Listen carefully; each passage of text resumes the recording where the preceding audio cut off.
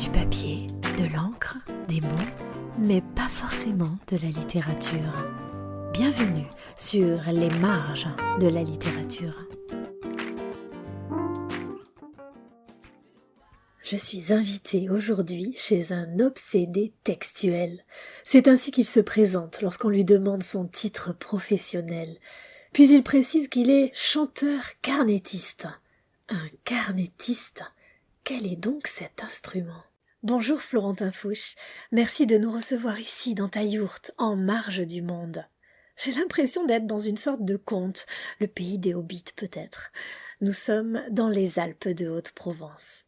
Tu vis à Paris, mais c'est ici ton fief, ton repère, l'endroit idéal pour te placer sur la marge de ton quotidien et observer. Alors, un chanteur carnettiste, en quoi cela consiste ? Ça consiste à chanter et à carnetter, je sais pas si ça se dit. J'ai jamais utilisé ce verbe encore, mais ça consiste à chanter, écrire, utiliser le langage. Donc tu utilises des carnets. Ouais, j'utilise des carnets, ouais. Parce qu'en plus d'être obsédé textuel, il paraît que tu as une manie, c'est de collectionner les carnets. Ouais, je collectionne les carnets, ouais. En fait, j'ai toujours un carnet dans ma poche. Ça fait un petit moment déjà, ça fait plusieurs années, ouais. En fait, au début, je suis tombé sur un petit carnet. Je me suis dit, pour stimuler mon écriture, je vais essayer d'écrire ce que je vois, comme si je le peignais un petit peu, juste pour en fait stimuler et puis écrire le plus possible. Et puis en fait, j'ai pris cette habitude et puis c'est devenu comme un pote que j'ai dans ma poche en fait. Et tu as ton carnet dans ta poche? Ouais, j'en ai un dans ma poche, ouais. Et non, je Et l'ai non pas. Sens-tu mon souffle sur tes feuilles?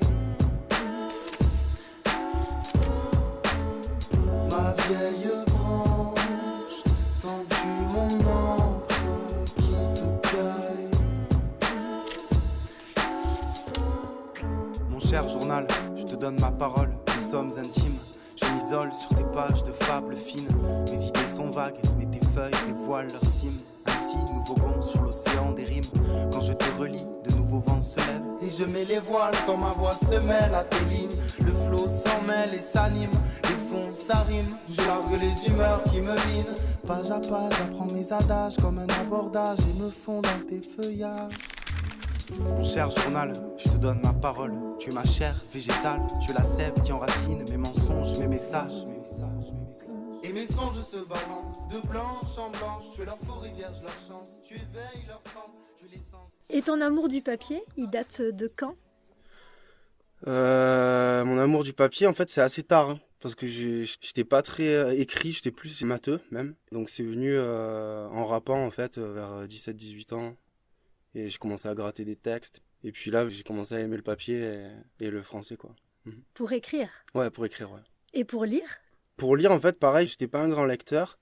Et puis, c'est en écrivant que je me suis mis à lire, justement. Pareil, au début, je lisais des poésies. Je lisais une poésie par jour. En me disant... J'ai eu un genre de complexe à un moment, vers 20 ans, en me disant, il faut que je lise, quoi. Ça craint, j'écris des trucs et puis je lis pas. Et donc, au début, je me suis obligé à lire une poésie par jour. Puis finalement, en fait, on y prend plaisir. Et puis, on en lit plus. On en lit 2, 3, 4. Mais comment tu choisissais tes poésies? Un peu le hasard. Puis ce qu'on me conseillait, ma mère qui me conseillait des trucs. Surtout Prévert, en fait. J'ai beaucoup lu Prévert. Ouais. Il y a une poésie dont tu te souviens qui a vraiment marqué son temps? Ouais, de Prévert, il y a Encore une fois sur le fleuve, dans l'histoire, c'est la première.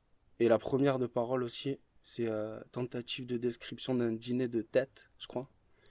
Ces deux-là, elles m'ont marqué, ouais.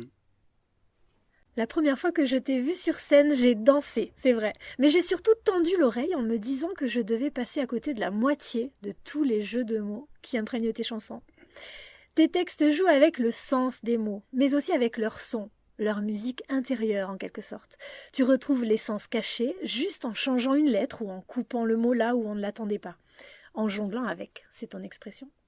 Tu parles un peu le langage des oiseaux, dirait Monsieur Burensteinas. Mais tout cela ne te suffit pas. Pour un auteur comme toi qui aime le papier, tu joues également sur la forme de l'écriture du mot. Tu réalises des calligrammes avec tes textes. Et le clip de tes chansons Journal intime et celui de Déo Débat sont de véritables calligrammes animés. Aurais-tu un penchant pour le dessin? Ouais, j'aime bien le dessin. En fait, j'aime surtout l'écriture et toutes les formes qu'elle peut prendre et en fait m'amuser et dessiner avec des lettres. C'est comme un jeu, quoi. Mm. Dans une librairie ou dans une bibliothèque, tu classerais tes carnets dans quelle étagère? Alors là, c'est une très bonne question. Je sais pas du tout. Ce que je peux dire, c'est que un jour, j'ai rencontré un galeriste qui m'a dit que c'était un vrai travail de galeriste de placer les tableaux et qu'un peintre ne savait pas forcément classer ses propres tableaux et que deux tableaux d'une même série peuvent s'annuler l'un à côté de l'autre puisqu'ils se ressemblent un petit peu. Me classer par rapport aux autres, je sais pas. Franchement, je sais pas du tout où je me classerais, mais si je pouvais être pas très loin de Raymond Devos, ça me ferait plaisir. Les gars d'en font des hauts débats, mais en bas c'est le débat des eaux. En haut ils font de des idéaux, en bas ça souffle dans le tuba. En haut ça vit de beaux ébats, mais en bas ça se bat pour des eaux. En haut ils font de des idéaux, mais en bas c'est pas l'idéal. Et finalement, c'est celui du dessous qui a eu le dessus. Vous l'aviez su, ça? Cette chanson rend hommage à un autre marginal amoureux des mots. Tu peux nous en parler? Raymond Devos. Ouais, on entend une citation, enfin un extrait d'un de ses sketchs. Je crois qu'il dit finalement c'est celui du dessous qui a eu le dessus. J'adore, c'est un peu le grand maître du jeu de mots et du double sens. Très fort, ouais. Il arrive vraiment à faire des jeux de mots très recherchés, drôles et que tout le monde peut comprendre. Puis il dégage beaucoup je sais pas, de gentillesse, il rayonne. Ouais. Je me tourne maintenant vers Dol, une amie de Florentin. Oh, Dol, tu connais Florentin depuis longtemps? Pas très, depuis 2 ans à peu près. Est-ce que tu dirais que Florentin est en marge? Moi je dirais que si on met justement la chanson actuelle, ce qu'on entend à la radio et tout ça, je trouve que c'est plutôt ça qui est en marge de la musique en général. Voilà. Avant de les rencontrer, je les avais écoutés, donc ce que j'ai aimé en fait avec Fouch, Fouch Trio, Fouch le Maudit et tout ça, c'est que c'était pile poil dans ce que j'avais envie d'entendre en fait. Donc ce qui me manquait par rapport à ce que j'écoutais quand j'étais petite, ce genre de choses. Voilà. Je sais pas d'où et de quand ça date. C'est ma grand-mère qui me l'a donné. Les pierres enroulées avec les dernières pluies. Le chemin qui monte à la ruine n'a plus vraiment de bordure. En bas, fixée sur le tronc d'un chêne, une boîte aux lettres. C'est insolite, une boîte aux lettres au milieu de cette forêt. Les feuilles sèches craquent sous nos pas. Après la ruine, un dernier virage et l'on aperçoit au sommet de la butte, fondu dans le vert gris des arbres bas, un amas de toiles et de bâches. C'est une yourte. On est arrivé. On est chez Florentin Fouch. Un œil sur la porte en bois. Un hublot qui fait haut.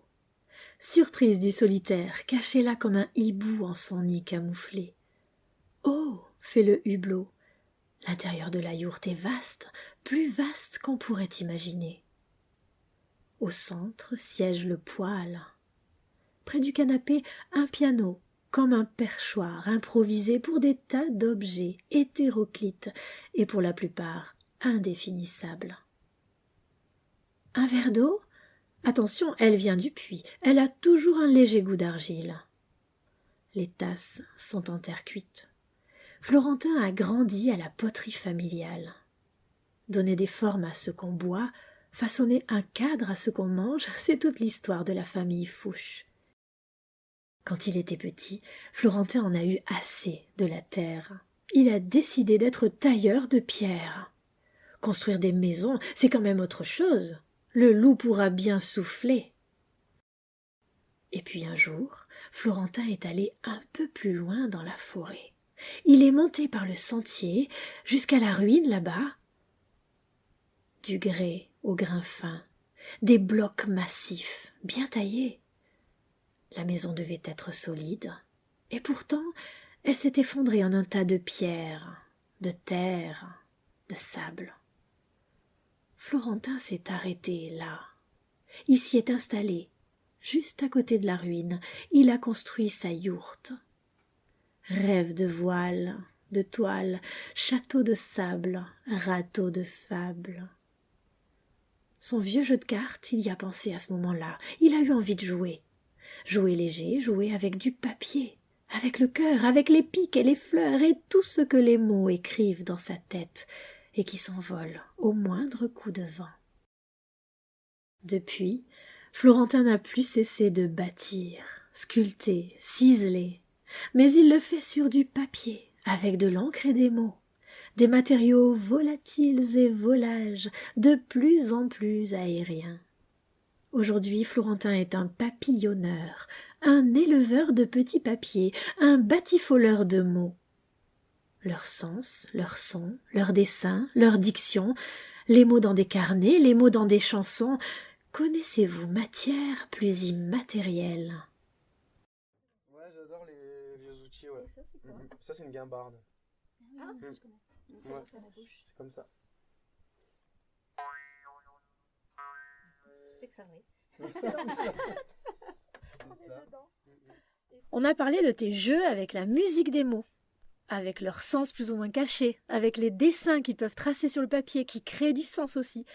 Il y a une autre particularité qui fait de toi un amoureux des mots et qui rejoint un peu l'univers de Raymond DeVos. C'est la façon de les mettre en bouche, en quelque sorte. Tes chansons sont parfois de véritables performances. Et là aussi, c'est un jeu vivant, comme on parle de spectacle vivant à partir de l'écrit. Je pense particulièrement à l'un de tes titres, Freak Bank, où tu accélères jusqu'à la limite du possible. Alors c'est vrai que tu es d'une génération, tu n'as même pas 30 ans je pense, tu es d'une génération où on parle très très vite, mais est-ce que la diction, la prononciation, tu la travailles? Quelle est la part d'oralité dans ton travail d'écriture? Oui, bien sûr que je la travaille, forcément, ouais. Freak Bank, je me suis entraîné un petit moment pour pouvoir débiter vite comme ça. Ah ouais, je me suis entraîné des petits bouts de phrases, hein, très vite. D'une pierre deux coups, il y a du pire et du compte, d'une pierre deux coups, il y a du pire et du compte, comme ça toute la journée. Mais c'est ouais, c'est un exercice. J'aime bien les cadres pour écrire. Un cadre et essayer de rester dans ce cadre et d'avoir toujours un thème et, je sais pas, une logique qui rassemble les mots. Et puis là, c'était un peu la vitesse dans Freak Bank. Tous les mots qui nous arrivent tout le temps, à la radio, à la télé, dans les journaux. On est un peu envahi et il y en a trop, c'est difficile de les digérer. Du coup, c'était un peu le thème de cette chanson. Je trouve que c'est vraiment un jeu vivant dans ce cas-là, parce que tu as donné corps par la prononciation. Donc bravo, on va écouter ce titre.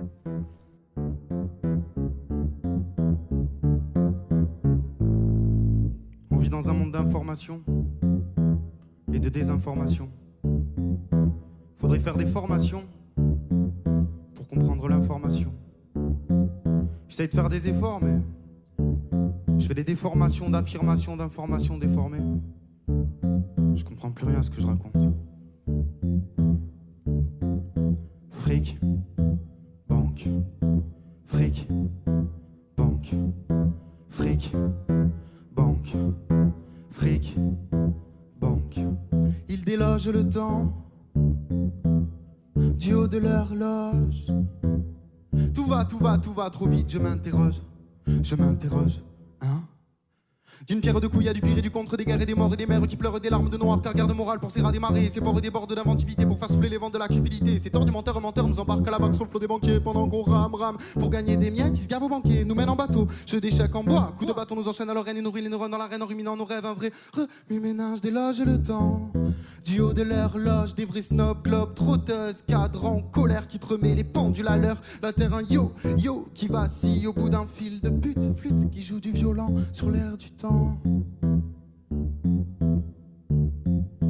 Fric, banque, fric, banque, fric, banque, fric, banque. Ils délogent le temps du haut de leur loge. Tout va trop vite, je m'interroge, hein. D'une pierre deux coups, il y a du pire et du contre, des guerres et des morts et des mères qui pleurent des larmes de noir, car garde morale pour serrer des marées, ces ports et des bords de l'inventivité pour faire souffler les vents de la cupidité. Ces torts du menteur nous embarquent à la barque sur le flot des banquiers pendant qu'on rame pour gagner des miettes qui se gavent aux banquiers, nous mènent en bateau, jeu d'échecs en bois, coups de bâton nous enchaînent à l'oreille et nourrit les neurones dans l'arène en ruminant nos rêves, un vrai remue-ménage déloge le temps du haut de leur loge. Tout va trop vite, je m'interroge, je m'interroge. D'une pierre deux coups, y a du pire et du contre, des guerres et des morts et des mères qui pleurent des larmes de noir, car garde morale pour s'y redémarrer. Ces ports débordent d'inventivité pour faire souffler les vents de la cupidité. Sort du menteur nous embarque à la barque sur le flot des banquiers. Pendant qu'on rame pour gagner des miettes, ils se gavent au banquier, nous mènent en bateau. Jeux d'échecs en bois, coups de bâton nous enchaînent à leur reine et nous ruinent et nous ruinent dans l'arène en ruminant nos rêves. Un vrai remue-ménage déloge le temps du haut de leur loge. Tout va trop vite, je m'interroge.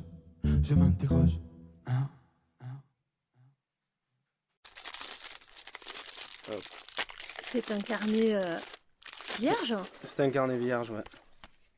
Que je peux vous donner. Donc Ouais. un petit carnet fabriqué à la main. Fabriqué à la main, ouais, histoire de fouche. Pour le moment, il n'y a rien d'écrit, mais je vais écrire des petites phrases dedans. Et puis il y aura un lien pour télécharger des chansons aussi. Donc, Quelle ce sera bonne comme un idée. disque carnet en fait. Donc on est déjà à la rencontre entre l'écrit et la musique. Ouais, c'est ça. Puisque je vois qu'au dos de ton petit carnet qui tient dans la poche, hein, on a une série de 5 titres de chansons. Ouais. Je reconnais ça. Ouais. Madame, messieurs, fleur qui flâne, petite dame, pâtissière m'amuse. Pour Qui le- sont pas forcément les titres qui vont sortir, ça c'était une maquette en fait. Aujourd'hui, les CD disparaissent, le support matériel disparaît et tu fais renaître, en quelque sorte, tu C'est- réinventes une façon. C'est ça, ouais, les disques, moi j'achète plein de disques mais j'ai même pas de quoi les lire. Mm. Et alors que les carnets c'est plus facile à lire, ça s'ouvre et puis ça se lit. Ton tact et ton contact agite, t'occupe toute ma tête. Ton tact et ton contact authentique ne me laisse intact.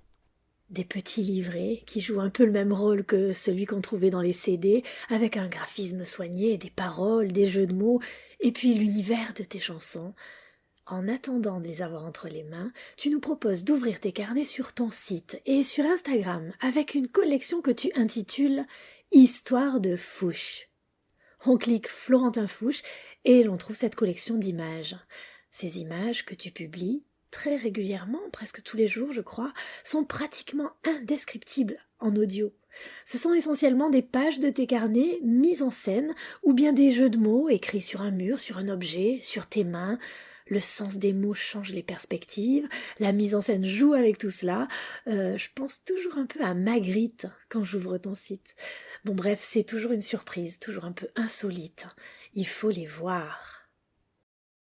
Ton tact et ton contact agite, t'occupe toute ma tête. Ton tact et ton contact authentique ne me laisse intact. Petite dame, nos petits drames ont tant de charme, suis-moi.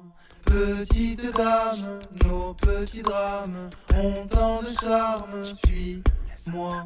Petite dame, nos petits drames ont tant de charme, suis-moi. Petite dame, nos petits drames ont tant de charme, suis-moi. Petite dame. J'aimerais terminer avec une simple question. Pour qui aimerais-tu écrire une chanson ? Bah, déjà pour quelqu'un qui a envie que j'écrive pour lui, déjà, c'est déjà pas mal. Après, c'est difficile, ça peut paraître un peu peut-être prétentieux, mais peut-être Jacques Dutronc ou Alain Souchon. Ouais, parce que je les écoute beaucoup en ce moment et j'aimerais bien écrire pour eux. Ouais, mais bon, c'est pas gagné. Merci Florentin de nous avoir reçus dans ce chapiteau de toile, ce microcosme tout rond où tournent ici et là quelques notes de musique, des fantaisies de terre cuite, des cailloux calligraphiés, des instruments étranges, et puis des livres et des cahiers. Mais au fait, où donc est la marge d'un cercle ?